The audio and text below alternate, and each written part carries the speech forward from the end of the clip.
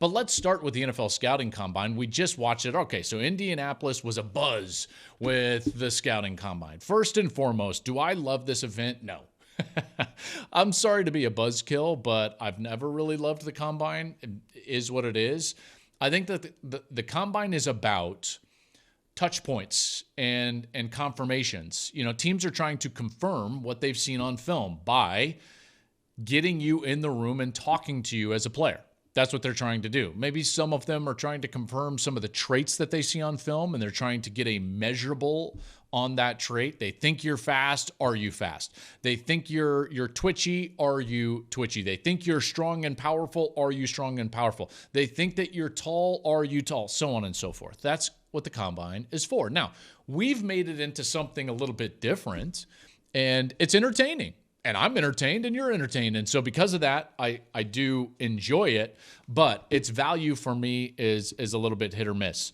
I do have some takeaways from the Combine because it doesn't mean that you can't help your stock. The fact that I don't think it's like a great venue doesn't mean that you can't go there and help your stock.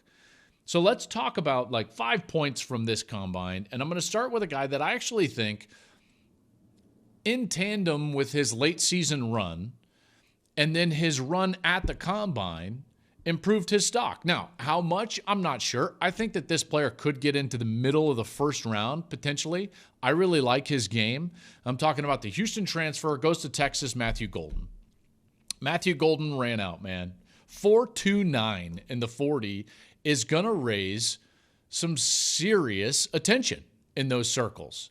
When they look down at their stopwatch, when they see the official results, they're going to look around, all these NFL evaluators, and they're going to be like, okay, well, guess what? Yep, we need fast players. And in particular, a guy that can make plays. This is not just a track star out there. He makes plays. Remember what I just said. The way that he played late in the season, he was really the go-to guy. The passing game for Texas largely ran through Matthew Golden. And so he's a guy that can do that. And he has shown now this top-end explosive speed, which everybody is after. So Matthew Golden clearly helping himself at the Scouting Combine. And by the way, how about Texas just having like blazing fast 40s in the last couple of years? I know everyone, and it wasn't a joke, and I love Sark, and everyone knows that. I'm a big fan of Texas. I'm a big fan of Sark, and there's a reason why they've been in the national semifinal 2 straight years. All gas, no brakes is not just a slogan out there. I mean, they have been all gas. They really have. You look at some of the 40s that they've put up over the last couple of years. Worthy ran that blistering 4.21 last year. Adonai Mitchell ran a fast 40. He was sub 4.4. Matthew Golden this year, he goes, 4.29. Jaden Blue goes 4.38. Isaiah Bond right there around 4.4, just sub that, all 23 miles an hour. Like, these guys can roll. So that's 5 Texas players in 2 years that have all got sub 4.4 and higher, faster, if you want to call it that, than 23 miles an hour. That's like, okay, all gas, no brakes. Texas, we get what you're doing. But it does speak to kind of the program that Sark is building. We should not anticipate Texas taking a step back. And I know none of us do, but just taking, what we see at the Scouting Combine can confirm things that we know about programs in college football. And if you're a college fan, we know like Texas is here to stay. And here they are. They're in the national semifinal. They represented the SEC in the SEC championship game, and they're going to go nowhere because Sark is accumulating talent. And we can see that by that speed that we saw over the last couple of years. By the way, Isaiah Bond, the Bama transfer, did come into Texas, and then he did say, like, yeah, I'm gonna go after Xavier Worthy's record. Not quite, 4.39, nothing to scoff at. But when you say that you're going to go after that 4.22, like, you better get closer than 4.39. It makes 4.39 feel slow, although it's not. Trust me, it's not. So that's my first takeaway. I thought Matthew Golden really helped himself. And like I said, maybe middle of the first round, maybe even higher. Second takeaway. The Combine is a perfect location for a player like Jalen Milroe. You know how I feel about Jalen Milroe. I really love Jalen Milroe. I really do. Now, is he inconsistent? Yes. Does he show top-end talent and traits? Absolutely.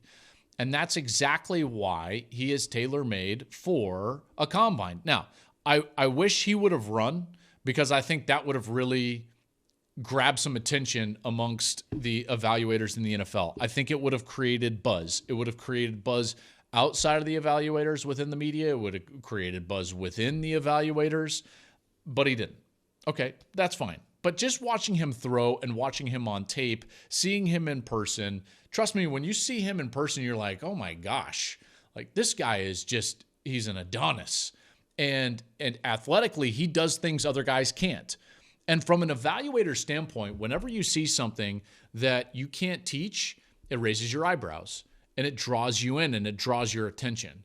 And so this type of setting is perfect for Jalen Milroe. And in a lot of cases, it's similar to kind of the Anthony Richardson phenomenon. I think teams are going to fall in love with his potential. Now, is he consistent enough to be a really good NFL quarterback yet? No, he's not. And he needs to get more consistent. But the problem is that there are few and far between guys, quarterbacks in particular, that can do the things top end, the ceiling, that Jalen Milroe can do. So when you're projecting, a lot of times evaluators and teams and coaches believe that they're the ones that can produce the floor for a player.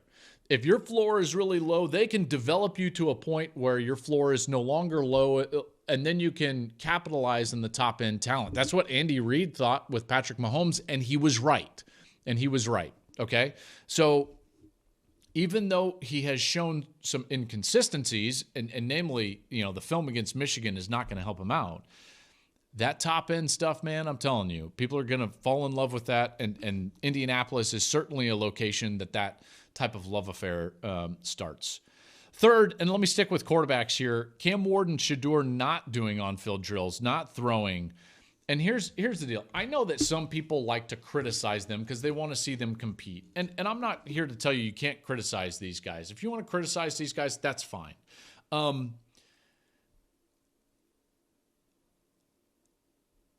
I think it's easy to sit on the sideline and tell the guy at the blackjack table with a huge stack of chips, like, hey, man, split the 8s, split the 10s, whatever you want to do. And there's just not a lot of upside for Cam Ward and Shedeur Sanders. There's just not. So what's the incentive for those guys to go out there and throw? Can they help themselves? Likely not. Can they hurt themselves? Maybe.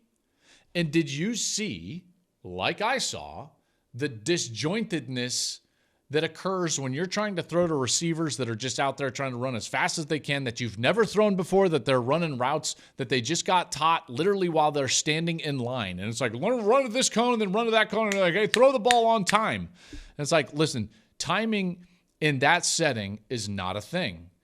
And so a lot of these quarterbacks, like, they would throw a ball and everyone's like, what a terrible throw. It's like, I mean, that's really tough. It's incredibly tough. So will you hurt yourself in that setting? Maybe. And it's certainly not a setting that you can dial in, control, and be at your best. Now, if you can help yourself, then you throw. This is kind of my same take that I have for guys when they're opting in and out of what we would call like meaningless bowl games outside of the playoff. And I always say, if you can help yourself and your stock moving forward, you should play, which is the majority of players. I think that the majority of players should go out there and actually compete in the NFL Scouting Combine. Now, there are rare players that are at the top of their position groups or the top of their round that it's like, are they really going to help themselves? Probably not. So we saw several of these guys not participate. Shedeur and Cam didn't participate. Travis Hunter, Ashton Genty, Teteroa McMillan, Mason Graham, although he did bench press, which is the most Mason Graham thing ever, right? It's like, I'm not going to participate, but I'm going to bench. It's like, well, of course you are. Of course you are, Mason Graham. Oh, I love that guy. Then there's some other guys like injury stuff, and, that's Colston Loveland, Abdul Carter, Will Johnson, Michael Williams, and that's a different category. But again, think of the guys that I mentioned. Travis Hunter, he's I would argue, the top overall prospect in the draft. Can he help himself at the combine? Probably not, although I'll get to him in a moment. Cam and Shador, top quarterbacks in the draft. Are they really going to help themselves? No, they're going to be top 3 picks, so they can only hurt themselves. Ashton Genty, top running back in the draft. All he can do is hurt himself. Tedero McMillan, likely the top wide receiver in the draft. All he can do is hurt himself. Mason Graham, top defensive tackle in the draft. So you get what I'm trying to say here. That is reserved for a rarefied group of players. Go ahead, man. Sit it out. If you can't help yourself, then what are you doing there? That's fine. Go do the injury, merry-go-round, go through all the tests, and then meet with the teams. If you can't help yourself, go ahead and participate, and then try to do well, which guys did. Again, like Matthew Golden, or how about these 2 guys? And this is my number 4 takeaway. I thought that the 2 Ohio State running backs performed really well, Travion Henderson and Quinshon Judkins. Now, there were other guys that were really good at the combine, and they're not the only ones, but they stood out to me because they needed to run fast, and then I was interested to see, what is Judkins' actual measurables? Now, I was next to him in the lunchroom all year, and I thought to myself, he's probably 6 foot, and he's thick. And then you watch them move, and you watch those drills, and you're like, man, these guys are really good players. Now, they might not be the first running backs taken in the draft, but they're going to be at least second-round players, which in the modern-day NFL draft, that's really good for a running back. Very good for a running back. And so I look up, and Travion runs 4.43 with a 38.5 vert. And I'm like, okay, man, that's the explosiveness that is consistent with what I see on the film. Obviously, some of those long runs, in particular in the playoff, they were special. Against Oregon, he had the long run, the screen pass against Texas that really broke their back before the half. He's an explosive player. And then Q rolls in, and it's like, dang, man, 6 foot, 221, and broad jumped 11 feet. That's some serious explosiveness. And by the way, at 221 to run sub 5'4", or 4'5", he's 4'4'8", 11-foot broad jump. That was first among running backs, 38.5 vert, and he's 221 pounds. So again, these guys took a lot of carries off of themselves by sharing the load. They did not have a great offensive line because of injuries to Josh Simmons and others, McLaughlin in there at center. And so they couldn't really run the football the way that they wanted to run the football, in particular late in the year. But these are guys that are ready for the NFL. So those 2 guys, I thought, helped themselves at the combine. I won't be surprised if both of those guys aren't off the board before the 3rd round in the NFL draft. And then the last thing from the combine that I thought was kind of newsworthy was everybody's wondering, I think most people, because it's one of the questions that I get the most, actually. If I'm just out and about and people stop me, they're always like, hey, is Travis Hunter going to be a 2-way player in the NFL? You guys know how I feel about that. I do believe that he will be. I think that he can be.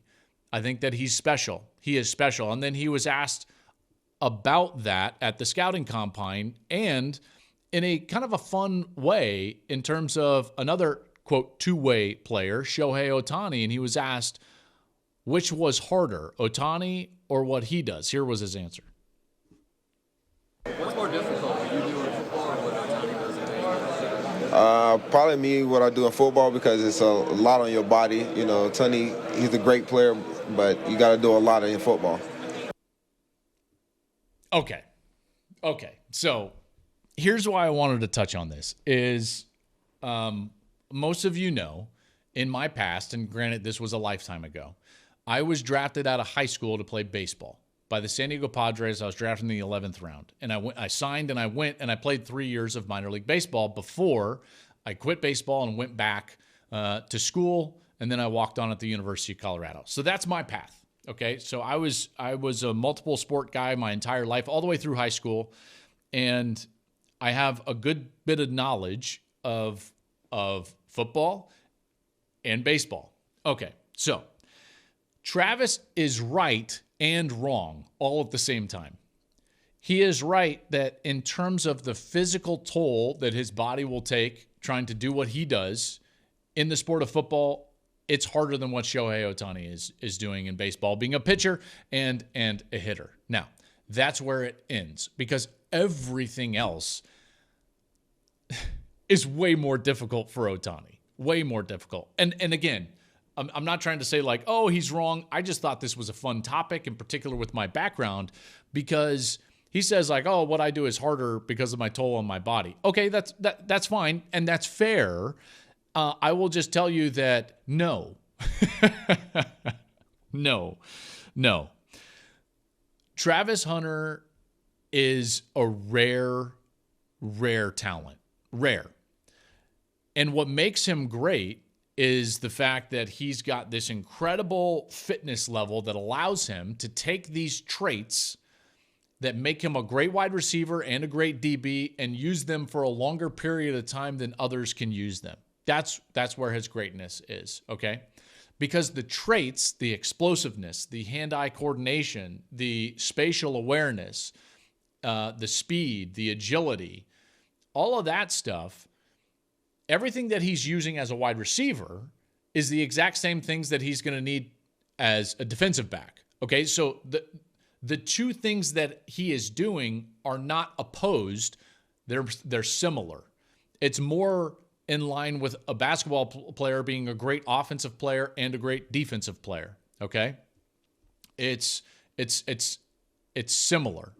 Now, that doesn't mean that it's not impressive, because it is. But what Ohtani is doing is opposite. Okay, what you need to be a great hitter is not technically what you need to be a great pitcher. And he is a top 2 to 5 pitcher in the sport and hitter in the sport, which is insanity. Because again, they are opposed. The way that you would train to become a great hitter, a power hitter in Major League Baseball is virtually opposite of how you would train to be a starting pitcher in baseball. They are opposite skills. And plus, when you're looking at this, in football, you can achieve some level of success just via effort. And again, part of this is just the cardiovascular fitness level of Travis Hunter, which allows him to then utilize this skill set on both sides of the ball. But that's very different than what Ohtani is doing. These skills are totally different. And I can just tell you right now, there is no amount of effort, okay, or try hard that you can use to hit a baseball. Trust me on this. I barely hit above 200. There's a reason I had to quit baseball. I don't love that's the fact, but that's the facts. Okay? It is ridiculously hard. There are so many minor league baseball players and professional baseball players that could succeed playing college football. And there are like almost none. There are like a couple of guys in college football or football in general that could succeed playing professional baseball. It's because baseball is a skill sport versus an effort, size, strength, speed, and schematic sport, which is what football is. So while Travis Hunter is right that, yes, on his body, the toll on his body and the physical pounding that his body is going to take is more difficult to maybe do what he does playing both sides in one game, what Ohtani is doing right now in baseball is it's breathtaking. And I don't think people actually appreciate it enough. I know we make a lot of it, but I, for one, don't think we make enough of it. Imagine for a moment if Michael Phelps in Beijing was rolling out there and he's like, what did he win? 8 gold medals in the pool in Beijing, right? Those Olympics. And then he's like, oh yeah, you won those gold medals. And then he like rolled out to the track and was like, oh, I think I'm going to win the 100 now.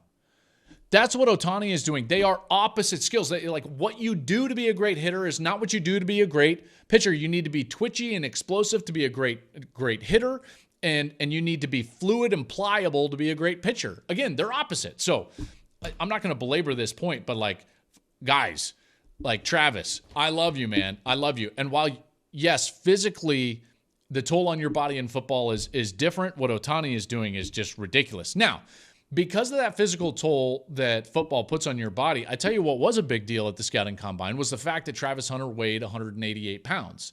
There was some kind of consternation amongst NFL evaluators that he was going to come in at like 178, 180, 176 because he looks slight on film.